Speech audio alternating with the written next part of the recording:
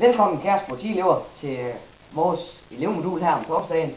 I dag der vil vi gennemgå regler for studietur, og de er lagt fast, og hvis nogen bryder det, så siger det bare hjem lige på stedet.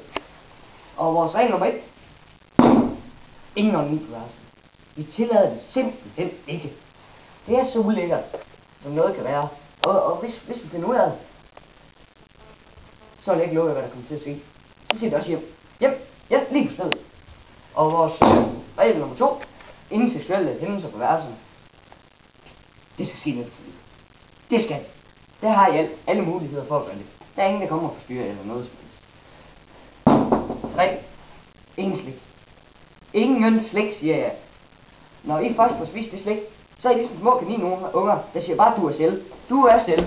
Det bliver bare ved, og ved, og ved. Så sover jeg ikke hele natten. Så drop det. Så ellers så siger det også bare hjem. Nummer 3. Ingen Paradise Hotel. Nu stiller jeg mig op på stolen, selvom vi ikke må. Jeg siger ingen Paradise Hotel. Det er kun mig, der skal se det. Kun mig. Jeg skal sgu se, hvem der ryger ud i torsdagens afsnit. Emil eller andet, hold i kæft. Det er totalt respektløst, det der. Og det gælder også dig til jer. Det er så ud. Så er fandme ud.